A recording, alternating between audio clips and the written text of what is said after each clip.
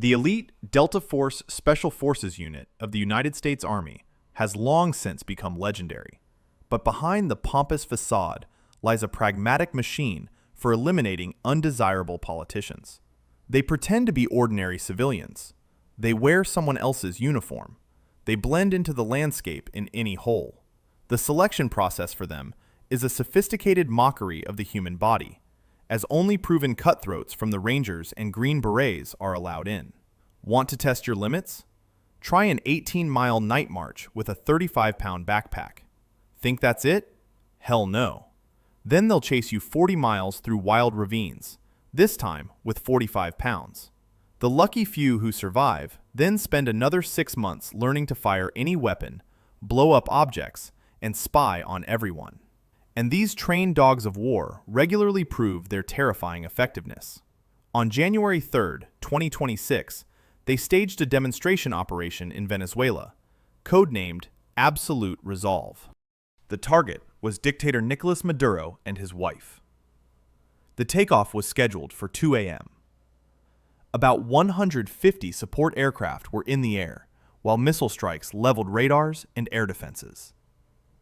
The operators themselves stormed a fortified residence in Caracas.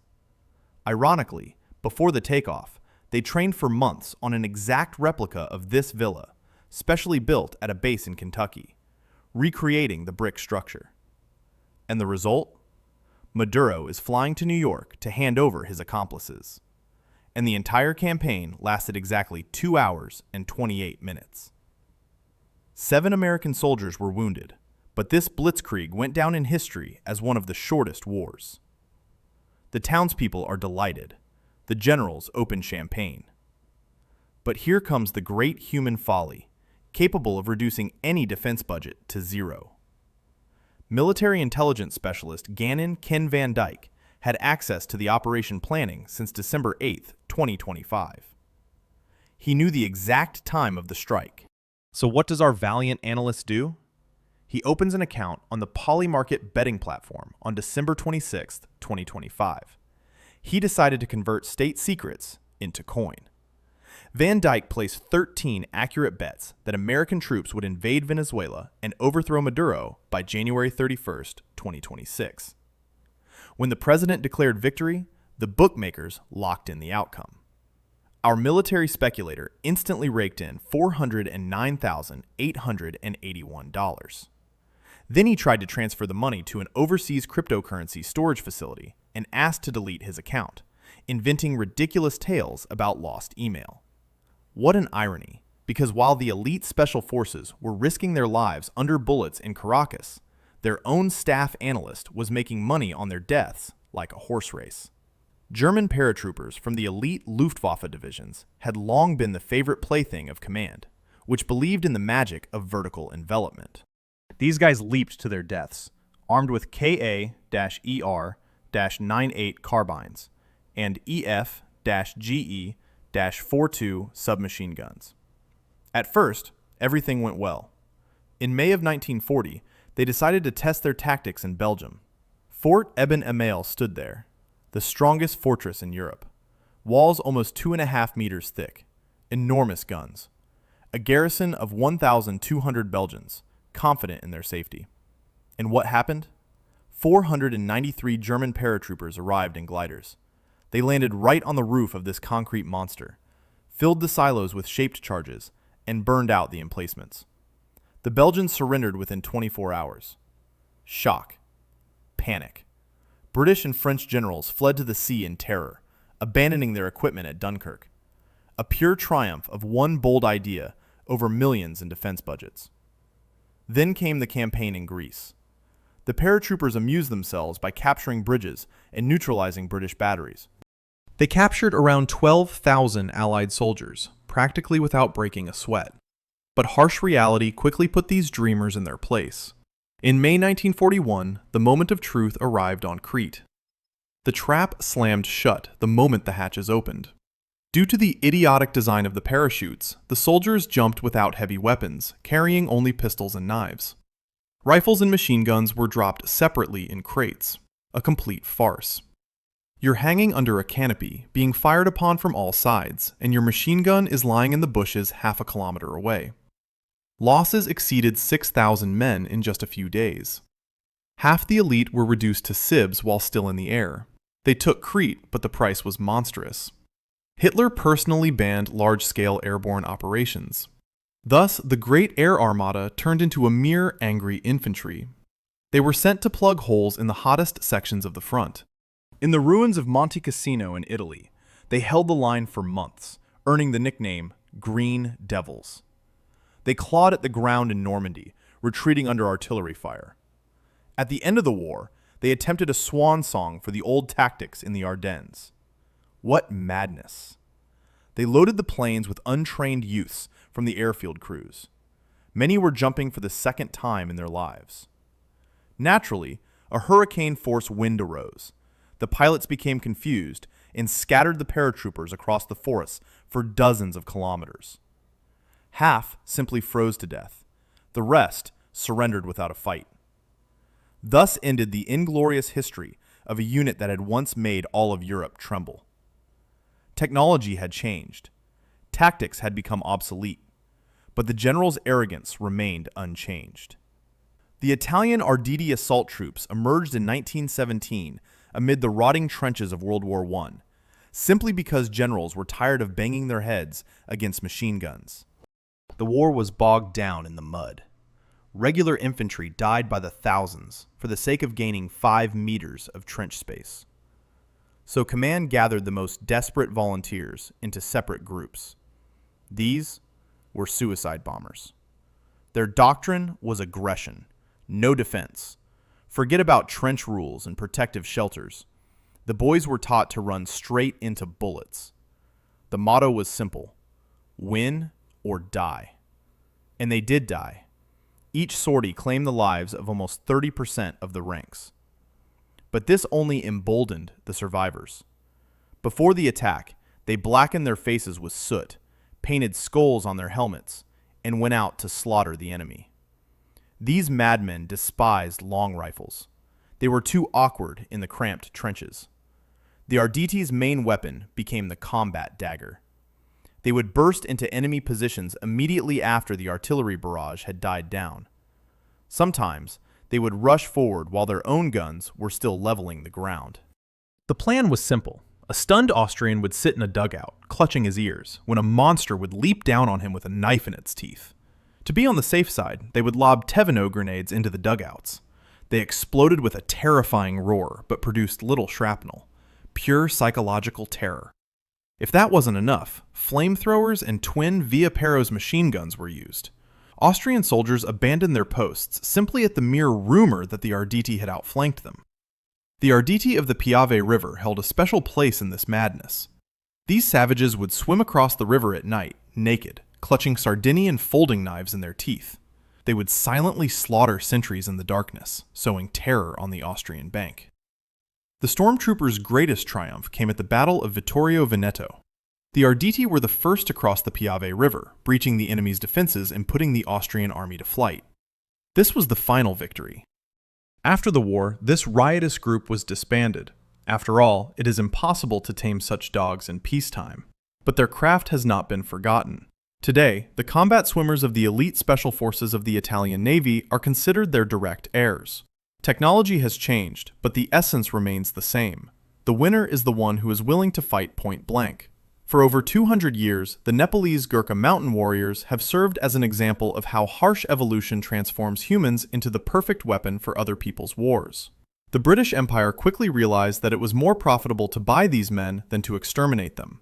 Over thousands of years of mountain life, their bodies had mutated to squeeze maximum energy out of every breath. But selection for these ranks is a sophisticated mockery. Every year, 30,000 candidates compete for 200 spots. The tests include running up Himalayan cliffs with baskets filled with stones.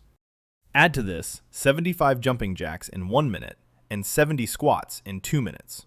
Those who survive receive a curved kukri knife and the motto, "Better to die than be a coward."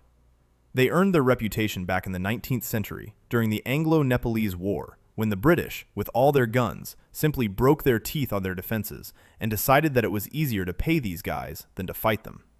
The true peak of this madness occurred in May 1945 in the Burmese wilderness near the village of Tongda. Rifleman Lakimon Garang was sitting in a trench at the company's forward post when the Japanese emerged from the jungle. There were at least 200 of them. They charged forward, lobbing grenades into the positions. The first grenade landed on the parapet. Garang calmly caught it in his hands and threw it back. A second followed, this time into the trench.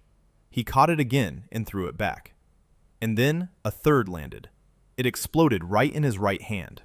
His fingers were torn off, his forearm shattered, and his right eye was gouged out. Two of his comrades lay unconscious nearby, bleeding. Garang was left alone against a crowd of screaming enemies who were already running at full height toward him, celebrating their victory. But it was too early to celebrate. Half blinded and bleeding, the Nepalese clutched his rifle between his knees, pulled the bolt with his left hand, and began firing point blank at the attackers. For 4 hours straight, he held the line alone, amid the shriek of bullets and the cries of the wounded. He simply waited for the next target to appear in his sights and fired with his left hand. When reinforcements arrived, 31 Japanese soldiers of the 87 killed in that battle were counted in front of his tiny trench. Garang had forced the enemy to flee back into the jungle. For this performance, he was awarded the Victoria Cross, the Empire's highest award. No magic, only biological adaptation, iron discipline, and a complete lack of self-preservation instinct, turning a man into an unstoppable fighting machine. For over 2 centuries, the winged hussars of the Polish-Lithuanian Commonwealth remained the most pompous and ferocious weapon of European monarchs on the battlefield. They were arrogant aristocrats, true gentry in armor, but they knew how to fight with such skill that their enemies' knees buckled. The hussars used lightweight saddles. This allowed both rider and horse to be protected by steel while maintaining incredible maneuverability. The horses were bred for years to withstand extreme weight. The most famous element of their equipment was the enormous wooden wings mounted on their backs.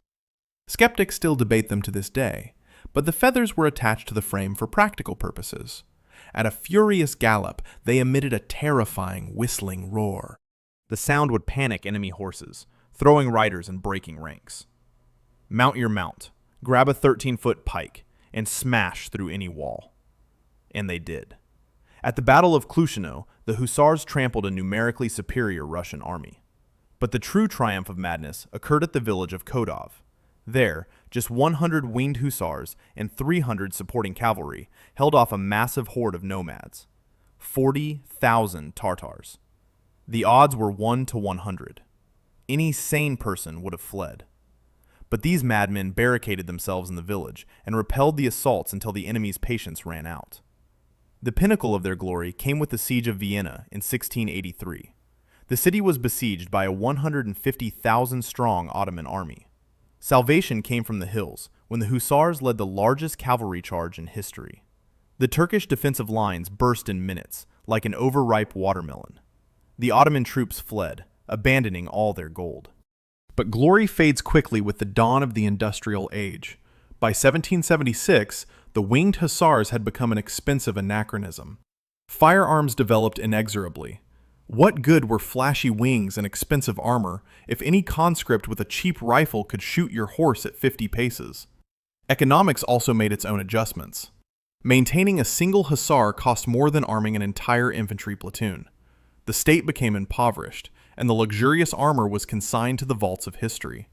The former masters of the battlefield were gone, proving once again that progress didn't care about individual courage. The Impi regiments created by the military genius Shaka demonstrated that ordinary peasants could be raised to become perfect killers if such foolishness as self-pity were removed from the equation. Shaka reshaped the entire South African society into a gigantic barracks. Conscription began at the age of 6. Ragged men were sent to learn fencing with wooden sticks. Lose in sparring? Your fate was shame. Any sign of weakness was punishable by swift death in front of your comrades. Young men under 40 were locked in barracks, without the right to start families. Want to marry? Earn the right in battle by bringing the head of an enemy to the chief. But this dictator's greatest invention was his brutal pedagogy. Shaka forced his soldiers to discard their sandals and run barefoot across fields strewn with sharp thorns. Why? So that the skin on their soles would turn into armor. Anyone who winced in pain received a blow to the skull with a club. Discipline was based on terror. But his warriors could run 80 kilometers a day in any heat. Shaka replaced long throwing javelins with a heavy, short pike called the iklawa. Its name mimicked the squelching sound the broad blade made as it emerged from an enemy's ripped belly. It was paired with a huge 6-foot shield made of multi-layered oxhide, which protected the body from arrows. On the battlefield, these madmen deployed in a tactical formation known as the buffalo horns. The central group would press the enemy chest first, while the fast-moving flanking units would press them from the flanks, cutting off any escape routes. The end of the 19th century revealed the limits of this bladed weapon. On January 22, 1879, at Mount Isandlwana, the British Army decided that stick-wielding savages posed no threat. Such arrogance! Over 20,000 Impi warriors attacked the British camp, trapping it in a vice. They literally tore apart 1,300 English soldiers armed with the latest rifles in a matter of hours. It was a triumph of leather and steel over gunpowder. But the fairy tale ended when the colonialists returned with their mistakes corrected. On July 4th of that same year, at the Battle of Ulundi, the British formed a giant square and unleashed Gatling guns, firing 400 rounds per minute. The Impi warriors stormed like an avalanche, but their dense ranks methodically turned them into mincemeat from hundreds of meters away. Not a single man with his vaunted ikalva could get within 30 paces of the British. Shaka's entire empire crumbled to dust in a single morning, demonstrating that no reform, no matter how harsh, could work against the industrial conveyor belt of death. The Spanish tercios of the Habsburg era transformed European battlefields into a conveyor belt for the recycling of chivalrous pathos, proving that a disciplined mob with sticks and guns works better than any noble class. Forget about honorable duels. These men fought like a Swiss army knife. They combined pikemen, swordsmen, and musketeers into one. The pikemen held the line with 5-meter-long logs, protecting the riflemen while they calmly reloaded their heavy arquebuses. It was the perfect constructor of death. The musketeers picked off targets from afar. If the enemy broke through the palisade of pikes, the swordsmen would step in and quickly clear the area. Impoverished nobles, ready to tear each other's throats for every coin, commanded this feast of violence. And this scheme shattered all authority. In February 1525, at the Battle of Pavia, the French heavy cavalry decided to show who was boss. The arrogant King Francis I personally led his armored horsemen into the attack. And what did they get? The Spanish musketeers simply took them from the flank and began methodically picking off the French elite like targets at a shooting gallery. The king himself was thrown from his saddle, and his own horse pinned him to the ground. In the end, 3 ordinary foot soldiers captured the ruler. So much for the great romance of chivalry. One tactical decision destroyed the centuries-old hegemony of the cavalry. 14 years later, in 1539, their stubbornness reached its finest hour at Castelnuovo. 4,000 Spanish soldiers barricaded themselves in the old fortress. Admiral Barbarossa's Turkish fleet sailed against them. 50,000 Ottomans. The odds were 12-1. The admiral offered the Spaniards an honorable surrender, free passage, and the preservation of their colors. And what did Commander Francisco de Sarmiento say? He simply said, "Let them come whenever they want." And they came. 3 weeks of uninterrupted hell. The Spaniards staged night raids, slaughtering the Turks in their own tents and smashing their headquarters. When the fortress fell, about 100 Spaniards remained alive, whom the Turks had carried off into slavery. But they took more than 20,000 Turkish soldiers with them to the next world. They turned the defense into a bloody auction, where for every Spanish head, the enemy had to pay 5 of their own. And in 1634, at Nordlingen, they destroyed the invincible Swedish army. The Spaniards devised a hilarious trick. Before the Swedes fired a volley, the front rank of Spaniards simply dropped to their knees. A hail of lead flew overhead, after which the third rank rose and fired point-blank at the stunned enemy. A complete tactical rout. But by the early 18th century, this perfect machine had rusted. Other countries copied their tactics, perfected their artillery, and made their guns lighter.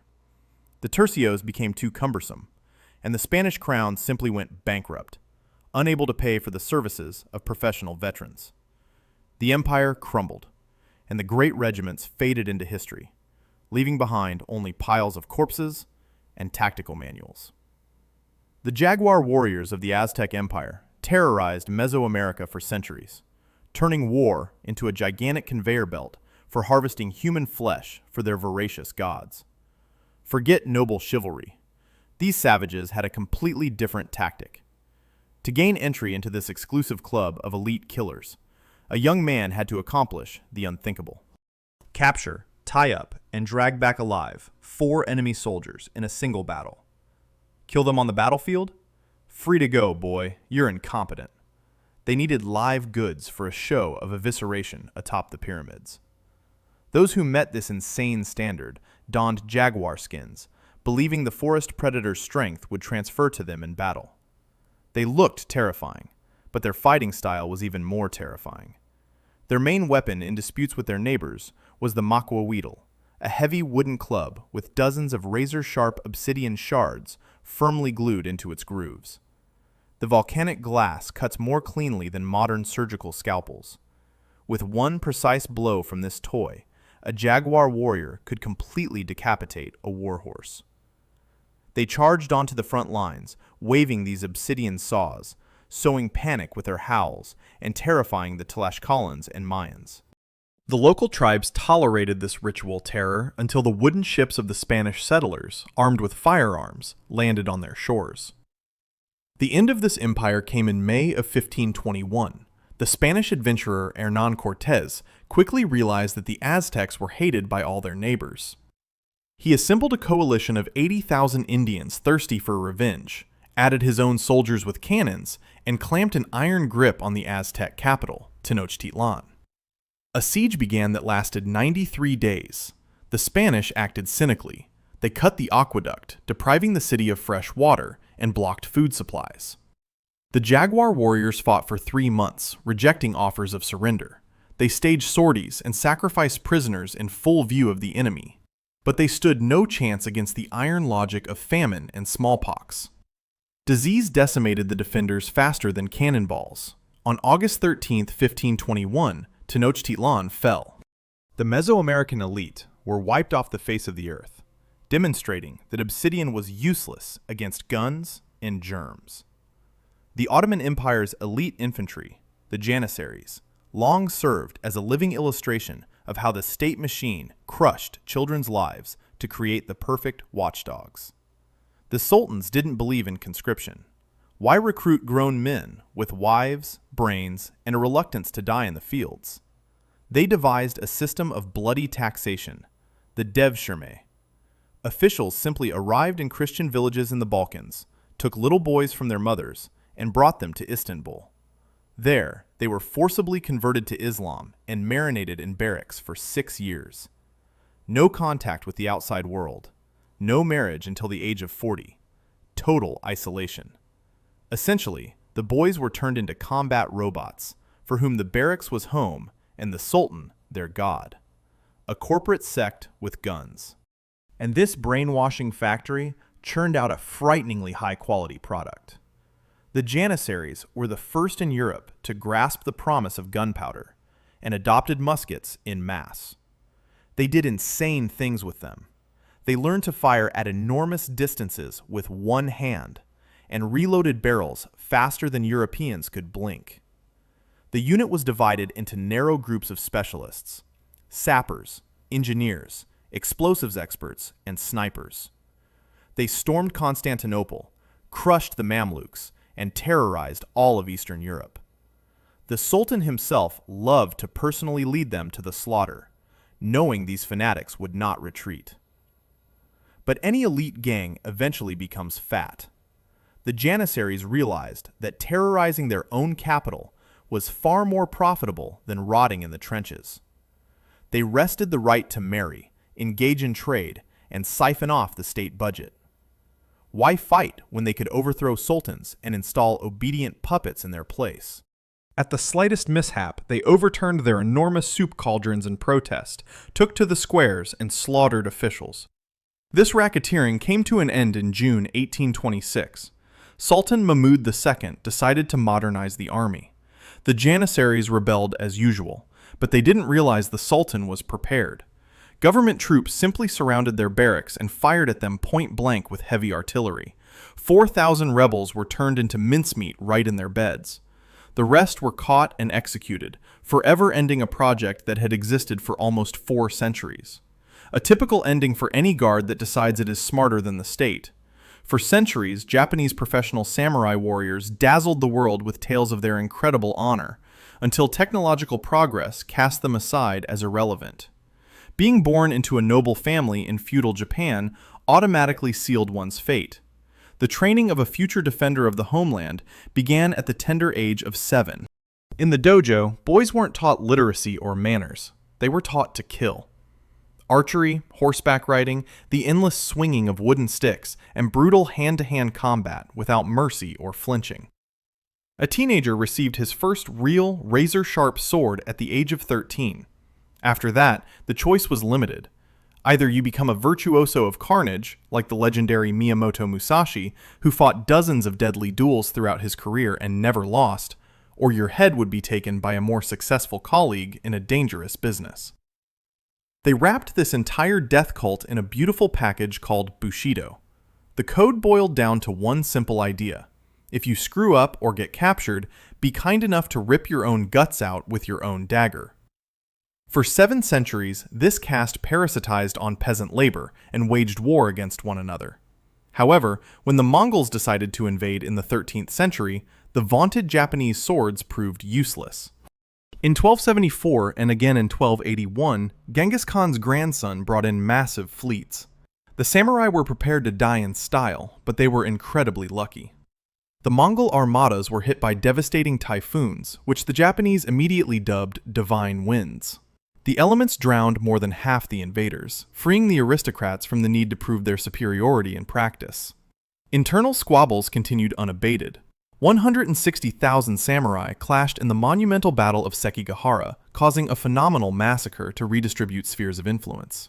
But the fairy tale of invincibility ended with the advent of the 19th century and the Industrial Revolution. In 1877, the Satsuma Rebellion broke out. It was the latest craze of a bygone era. Some 40,000 samurai, led by Saigo Takamori, decided to prove to the emperor that the katana still had meaning. And what was the outcome? They were confronted by a regular army, recruited from yesterday's illiterate peasants. Except these peasants were armed with modern rifles and rapid-fire Gatling guns. A complete technological death knell. The samurai pompously charged head-on with swords, only to be methodically mown down by a rain of lead from hundreds of meters away. The wounded Takamori hastily buried his pride, crawled to a hill, and committed ritual suicide with the help of his comrade, Beppu Shinsuke. The era of elite feudal lords burst like a soap bubble, proving that conveyor belt lead doesn't give a damn about your centuries-old honor and traditions. Swiss pikemen made all of Europe tremble with fear, turning peasant rage into a bloodbath. Before their arrival, only noble knights in armor could fight. Ordinary peasants were treated like cattle, but these Highlanders quickly taught their masters their place. They took long logs, formed tight steel boxes, and charged head-on. No defense, only savage onslaught. They taught the Austrians their first lessons in etiquette on November 15th, 1315, at Lake Ageri, during the Battle of Morgarten. Duke Leopold I brought an army of horsemen, hoping for an easy victory, but the Swiss ambushed them in a narrow pass. First, they pelted the cavalry with boulders and tree trunks, then began crushing their skulls with heavy halberds. The armored riders panicked, their horses tossing their riders into the swamp. The Swiss didn't care about the code of chivalry and simply finished them off indiscriminately. 1,500 elite warriors died in the mud. 71 years later, at Sempak, they repeated the trick, trampling the army of Leopold III. A long pike easily reduced any pedigree to nothing. Their audacity bordered on fanaticism. On August 26, 1444, the Battle of St. Jacob an der Birs took place. 1,500 mercenaries clashed with the French army under the Dauphin Louis. The French numbered around 30,000. The Swiss ignored orders to retreat, crossed the Birs River, and attacked. They formed 3 squares and fought off waves of heavy cavalry for hours. When their strength was exhausted, the Highlanders took refuge in a local hospital. The Dauphin rolled out artillery and began leveling the walls. The Swiss tore crossbow bolts from their flesh and fought even without arms. They were slaughtered to the last man, but they took 2,000 Frenchmen with them. The Dauphin was so shocked by this madness that he simply led the survivors back. But the era of mercenary hegemony came to an end with the advent of gunpowder. A long stick was an excellent weapon until a hail of lead flew into your face. With the development of artillery, these compacted boxes became ideal targets. They were simply shot at from a safe distance. The Highlanders stubbornly clung to their old methods, and they paid the price. The great powers found replacements, and these formidable warriors were transformed into decorative Vatican guards and comical striped suits.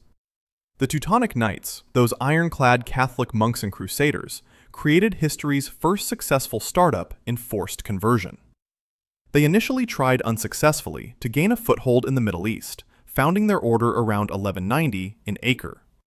When troubles began to brew there, they quickly moved to Europe. These pious figures officially took vows of poverty, chastity, and obedience. But instead of silent prayer, they preferred to clad themselves in steel and build gigantic brick castles-cum-offices throughout the Baltics. Their greatest achievement was Marienburg, a colossal castle, a veritable red brick monstrosity, which became the order's headquarters. Here they hauled their plunder, controlled the amber trade, and collected taxes from local rivers, like banal racketeers in white cloaks. The so-called Baltic Crusades became their life's work. The local Prussian and Lithuanian tribes stubbornly refused to accept baptism. The Teutons decided that kind words and a heavy sword were far more persuasive.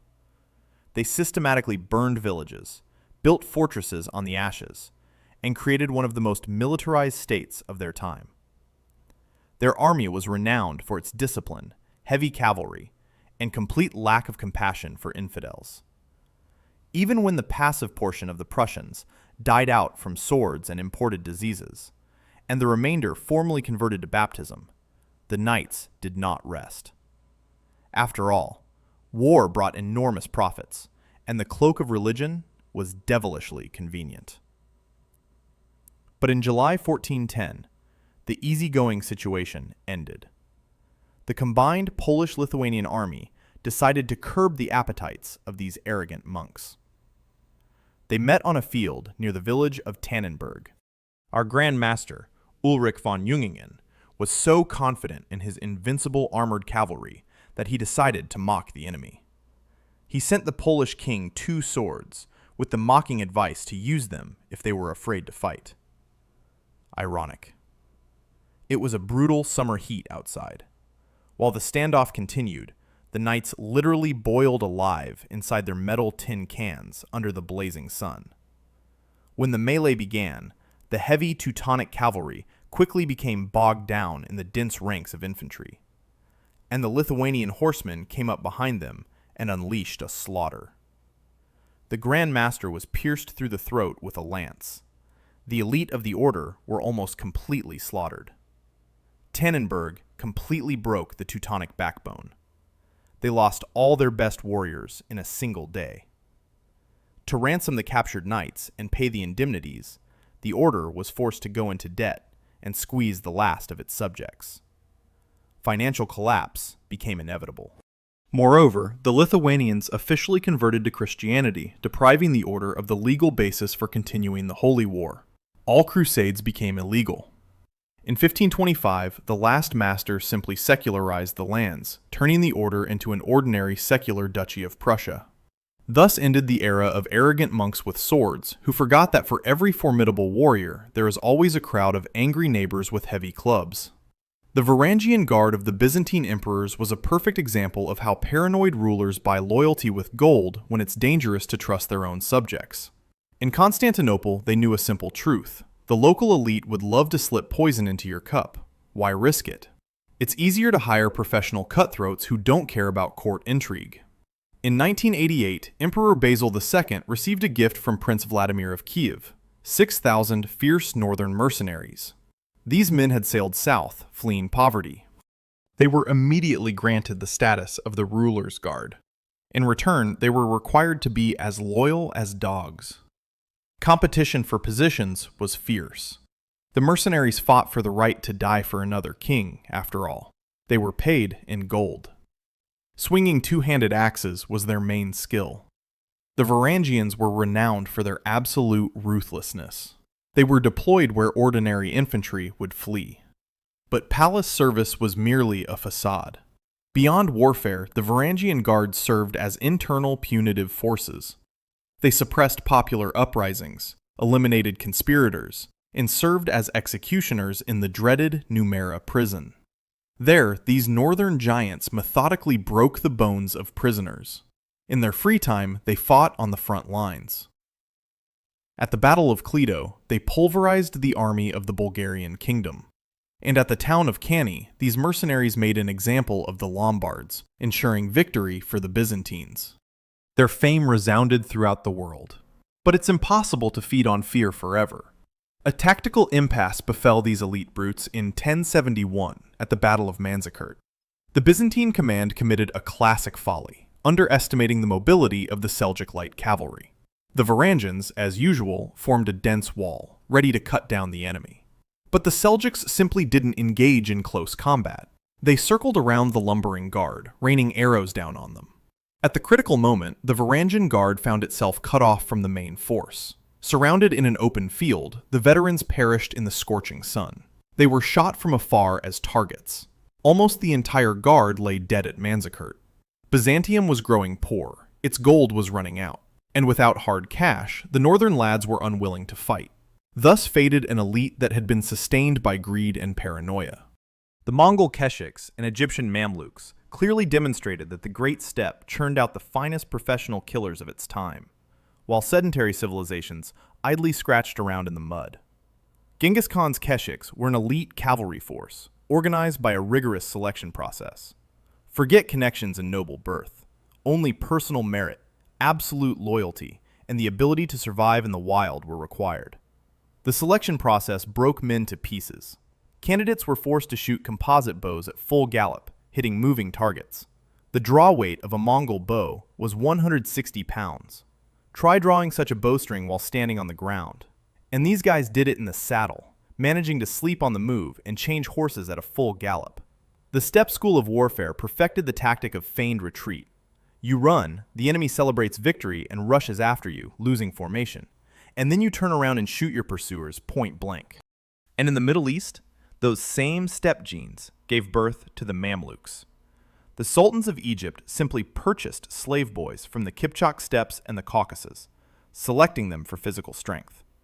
In other words, the state created an army by importing them. The boys were taken to Egypt, forcibly converted to Islam, and locked in barracks. Their entire lives were spent training. They were raised as mounted gladiators, equally skilled with spear, sword, heavy mace, and bow. And these living commodities quickly showed their masters who was boss. In 1249, during the Seventh Crusade, these slaves trampled the French knights and captured their king, Louis IX. And in 1260, at the Battle of Ain Jalut, the Mamluks accomplished the impossible. For the first time in history, they defeated the Mongol army in open combat. They overthrew the Sultan and founded their own sultanate, which successfully ruled Egypt for 2.5 centuries. But the end of this cast proved to be the most shameful. In 1811, the ruler of Egypt, Muhammad Ali, decided to rid himself of the insolent mercenaries. He invited the Mamluk leaders to the citadel in Cairo for a gala dinner. They arrived dressed up, expecting a feast. But instead of pilaf, they found locked gates and a hail of lead from the fortress walls. Government soldiers methodically shot the entire elite from top to bottom, like rats in a barrel. Thus, in one evening, the great era of warrior slaves ended, proving that any military skill is useless against banal meanness. The legionaries of ancient Rome, the Spartan hoplites, the Persian immortals, the Macedonian silver shields, and the Assyrian Kerbutu guard have demonstrated for centuries that the best way to make a crowd die for someone else's interests is to instill iron discipline. The Romans made this process as mechanical as possible. They trained every day with weights of up to 45 kilograms on their backs. And they built camp every night. Centurions maintained order with brutality. Faltered in battle? Your comrades would stone you to death. This worked until, in the 4th century, the empire diluted its troops with mercenary barbarians. The army disintegrated into puppet gangs of generals. The Spartans were trained even more harshly. Boys were selected for the agoge school at the age of 7. They were starved, deprived of sleep, and isolated from their families. Hoplites remained in barracks until they were 30. At Thermopylae, they held off a 150,000-strong Persian force for 3 days. But Sparta perished from a demographic crisis. Citizenship was granted reluctantly, and after the loss of just 400 soldiers at Leuctra, the system simply collapsed. The Persian immortals gained their strength through stability. There were always exactly 10,000 of them. If one fell, another would immediately take his place. But their light wicker shields proved useless against the Greek armor at Plataea. But the Assyrian punitive forces of Kerbutu's guard preferred pure terror. Just 1,000 fighters terrorized entire regions. They hanged rebels and impaled prisoners. To protect themselves from arrows, the Assyrians carried enormous reed shields covered in leather. For their services, the king awarded them colorful outfits and golden swords, while Ashurbanipal himself sat quietly in his court in Nineveh. Last on the list are the Argyraspides, or silver shields of Alexander the Great. This was an elite retirement home, the awe of the ancient world. Veterans aged 60 to 70 wielded 5-meter pikes. They crushed the young armies of their rivals without suffering any casualties. But at Gabiane, the old men committed a shameful folly. The enemy general Antigonus captured their rear convoy, complete with families and 40 years' worth of plunder. And the invincible warriors broke. They betrayed their commander Eumenes for their belongings. Antigonus took the property, disbanded the unit, and exiled the old men to the barren regions of Afghanistan to die a slow death.